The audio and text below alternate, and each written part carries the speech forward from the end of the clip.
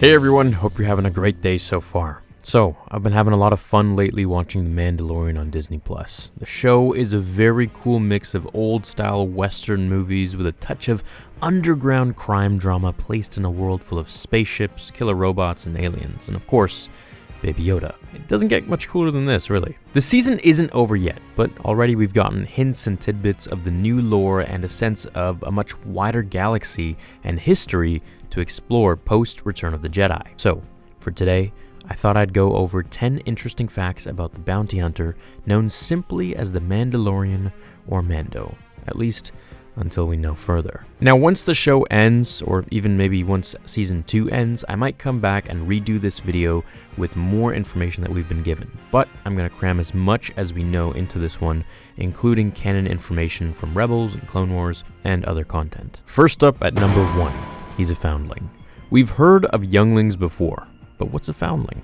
Well, in the show, we sort of have both. The Mandalorian, who I'm going to refer to as Mando, and Baby Yoda are both orphans, and it's this shared experience that makes such a hardened, tough guy bounty hunter risk everything to protect the tiny green ball of cuteness. The debate over who or what Baby Yoda is will continue in the fan community, of course, until we learn more about him. Who is Baby Yoda? We know that he's a he, as Dr. Pershing referred to him as a he. Could he be a Grand Master species, or could he just be a regular Yoda species? Are there tiers in the Yoda species, or is there any relation to Yoda at all? Maybe he's something entirely different, which I highly doubt. Or perhaps the little fella is Yoda's clone, indeed. Now, as we'll find out in time, we know that he is 50 years of age and still a baby and strong in the Force. So, if the Jedi Order as it existed in the Old Republic had still been around, they would have taken in the cute little frog eater and made him a youngling to be trained as a Jedi. And who knows, maybe the Mando will eventually hand him over to whatever Jedi Order Luke Skywalker is forming at this particular post-Return of the Jedi period. Or maybe he'll become a Mandalorian himself, a Yoda Mandalorian. What we do learn, though, through the series is that the Mando was and is a Foundling. And apparently, similar to the Jedi, the Mandalorians take in children and train them in their way of life too. But while the Jedi only took in Force-sensitive children through the consent of their parents, the Mandalorians take in and adopt children who have been orphaned through battle. As they did with the Mando, whose parents were killed by the battle droids during the Clone Wars when he was just a kid. Shortly after this, he was taken in by the tribe. The Mandalorians take in these foundlings to further their line, and because they want to assure that line stays strong, they only adopted children who display a will to not just live, but to fight. Number 2, Carbonite. Did Anakin Skywalker, or Darth Vader, change the bounty hunter industry forever? When we first met the Mando and see him collect the bounty on the blue-skinned Mithril on some backwater ice world, he offers his mark this option. I can bring you in warm, or I can bring you in cold. I first took that to mean alive or dead, but there is also a more literal interpretation, as later on board the Mando's ship, when the Mithril pretends to need to use the restroom, but is actually trying to escape, the Mando quickly puts him into Carbonite before he can do anything. In fact, we see the Mando has placed a lot of marks in Carbonite. Could that be what he meant by bringing him in cold? Regardless, is this standard procedure for bounty hunters? There is a lot of conflicting lore out there about Carbonite, but if we take legends out of it, I believe, and please leave comments if you know otherwise, that the first time Carbonite freezing was used on any living beings was during the Clone Wars, when Anakin Skywalker was sent on a mission to infiltrate an impenetrable prison the Separatists had captured, called the Citadel,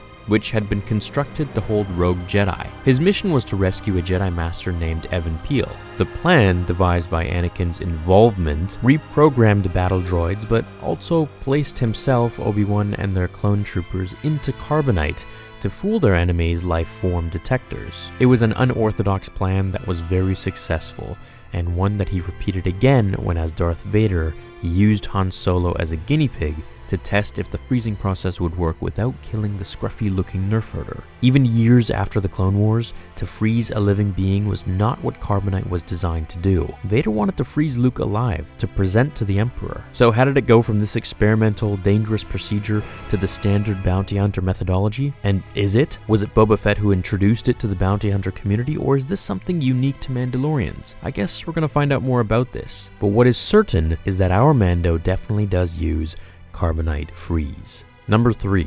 the Mandalorian ship. Speaking of Mando's ship, the Razor Crest, other than housing Carbonite frozen bounties, it was a pre-Empire gunship, once used to patrol local territories for the Republic military. The ship's minimalist interior, with a simple room for the pilot, his weapons, and whatever gear needed to bring the bounties back, dead or alive, is very much based on the Western aesthetic and shows how the Mando only uses what he needs to do his job and survive. The Razor Crest is in many ways an extension of the Mando and functions as his main form of transportation and living quarters. Also, I believe when we see the ship's toilet, that it's the first time that particular throne has really been shown in Star Wars. The design of the ship itself is perhaps inspired by the Jaster Mariel, Jango Fett's amphibious interstellar assault transport ship that he had before acquiring the iconic Slave One. Number 4. Bounty Puck. This unique, useful device that made its first appearance on the show is a bounty puck, or simply a puck. It's a small device that can project holographic images accompanied by the name and the price of the bounty. The Bounty Hunters Guild hands these pucks out to their bounty hunters. If a hunter accepts a puck, that means they accept the job. So, when the Mando accepted the puck of the Mon Calamari nobleman's son while asking the guild representative, Greef Karga, about the fate of Baby Yoda, he actually ended up breaking the bounty hunter code in 2 ways. The first was getting involved with the baby, and the second, unless we see otherwise in some upcoming episode, he took a puck but never tried to do the job and hunt down the young noble fishman. Number 5. The Bounty Hunter Code. So, what is this code exactly?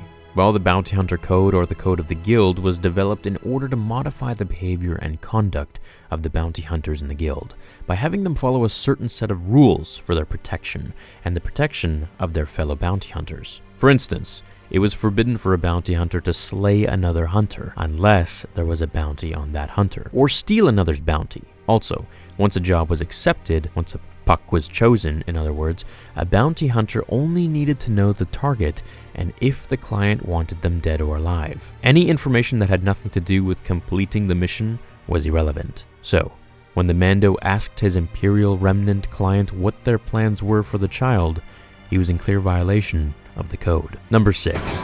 Mandalorian symbol and clan emblems. A circle with a piece of wheat across it, followed by a teardrop in the upper left corner, and the signet of a Mandalorian warrior's clan on the lower right, is the crest found on most Mandalorian armor, along with the emblem of an elongated skull, or Krybes as it is known in Mandoa, the native tongue of the Mandalorians, which is commonly believed to be a representation of a mythosaur. The mythosaur were creatures believed to be even larger than the legendary krayt dragons of Tatooine, and were ridden by the Mandalorians of old. A symbol of the mythosaur can be found by the entrance to the Mandalorian Armorer's Enclave. The Ugnaught, Kuil, brought the creatures up when he scolded the Mando for trying to give up riding the Blurg on the planet Arvala 7. If his ancestors could ride magnificent creatures like mythosaurs, then surely a Blurg should be no challenge. But what is also interesting is that after receiving enough Beskar steel for the armorer to forge him a whole new armor set,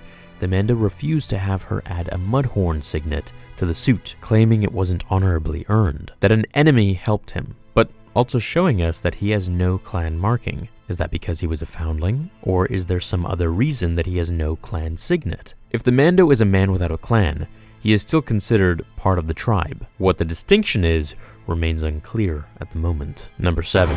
Tracking fob. So, every bounty hunter seems to have a tracking fob. What are they?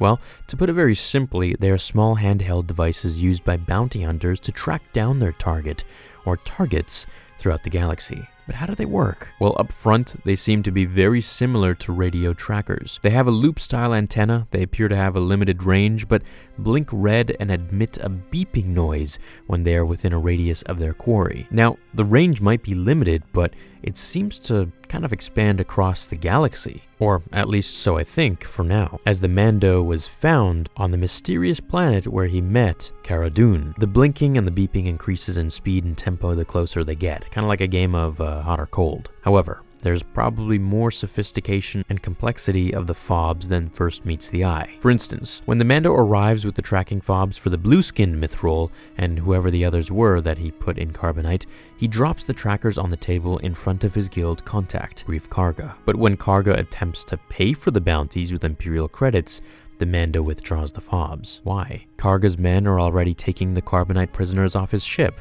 What does he need the fobs for? The job is done. Unless they're much more complicated than earthbound radio trackers. It hasn't really been explained yet, so I'm just theorizing here, but when the Mando was sent off after Baby Yoda, he first needed to know the target's last known location. Then he got part of its chain code, whatever that is. And with that, he was able to track Baby Yoda with the fob. The bounties he was after in the beginning were bail jumpers, so it could make sense that some sort of tracking device could have been implanted into former inmates. And if Baby Yoda is involved in some sort of Imperial scientific experiment, they could have placed a tracker inside of him years ago. I mean, he's been around for 50 years. But why are the fobs important to return with the bounty? It could be that it's not tracking some sort of transmitter implanted in the targets, but instead is somehow in tone to their genetic code. I mean, the Mando knows Baby Yoda is being tracked by fobs, so why hasn't he removed the transmitter? He went to Sorgan to find a sanctuary for little Yoda, ended up fighting an AT-ST but had to flee with the child as he was being hunted down by other bounty hunters. So, again, like I said, why didn't he just get rid of the transmitter? Perhaps it's because he can't, if there is no transmitter, and instead, they are tracking the baby's genetic code. That could also be why the fobs were so important to Greef Karga. It wasn't enough to hand the Carbonite marks over to whoever the clients were, the fobs were proof of their identity. So, a security measure to make sure that the bounty hunters didn't just capture random innocents and claim them as targets. That's just a theory. Number 8. The Camtono. After the Mando handed Baby Yoda over to the Imperial Remnant, he was given as payment a cylindrical security container called a Camtono, which was full of Beskar steel. In canon, the Camtono is used to store precious metals or spice and is easily transportable, as it has a handle to carry it with. However, the design of the Camtono is actually a funny little wink the Mandalorian showrunners gave observant fans. It's an ice cream maker. Well, designed after one at any rate. Its origins actually lie in a brief scene from The Empire Strikes Back when Lando Calrissian turns against the Empire and warns the citizen of Cloud City about the Imperial takeover. During the evacuation, there is a background actor who runs through one of the corridors holding on tight to a prop that is clearly an ice cream maker. The character's name is Willrow Hood, a miner, but many know him simply as the ice cream guy. Anyways, in Legends and canon, whenever Willrow Hood shows up, he is always holding onto that ice cream maker, which has now inspired the Mandalorian's Camtono. Number 9. Boba Fett was in the first episode. Blink and you miss it, or even don't blink and you might miss it. Unless you pump up the brightness on your screens, you aren't likely to have spotted the greatest bounty hunter in the galaxy, for now. Jango's clone son was on the Disney streaming show, or at least a Mandalorian wearing his armor. And that's really the point of this one. A lot of people are saying, well, Boba was in the show, but you know, bounty hunters look quite similar in a lot of senses, and who knows where this guy got his armor.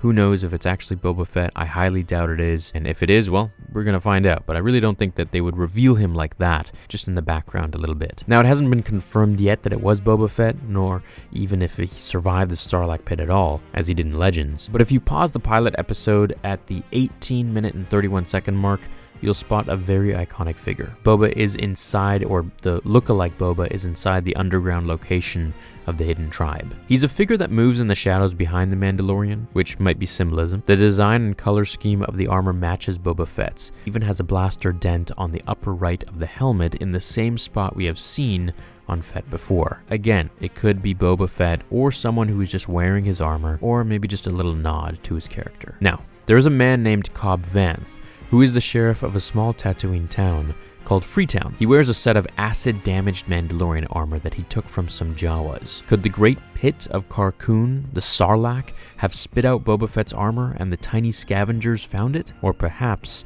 the Mandalorian is neither Boba nor Cobb? We shall see. For regardless, I don't think Return of the Jedi will mark the last time that we see Boba Fett. Number 10. Mandalorians can't remove their helmets. We learned through the series that Mando has never removed his helmet in front of anybody since he was taken in by the tribe as a child. Why can't he?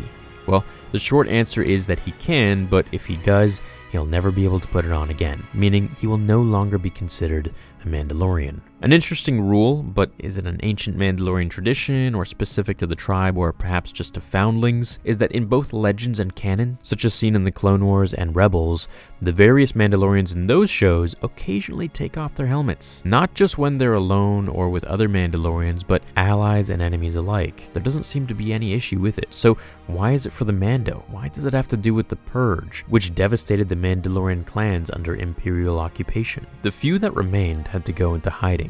Is that what led them to keep their helmets on? But the occupation happened after Revenge of the Sith, and clearly Mando was taken in by the Mandalorians sometime between Attack of the Clones and Episode 3. So, this was far before the Imperial occupation of Mandalore, and he claims never to have removed the helmet in public since he became one of the tribe. So it doesn't really quite work out, but what is known is that the Mandalorians considered their armor to be part of themselves, an extension, rather, like a second skin.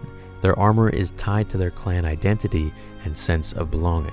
Whatever the answer is, I'm loving the world building and looking forward to learning more about our mysterious bounty hunter with a soft spot for cute little frog-eating creatures. Well, I hope you enjoyed this top 10 interesting facts video about the Mandalorian so far. I'm going to make another updated one, maybe at the end of this season or at the end of season 2, once we get a lot more information. If you enjoyed this top 10 and you want to see more like this, I really love making these. Throw a thumbs up on this video and I'll catch you in the next one. Until then, remember, the Force will be with you, always.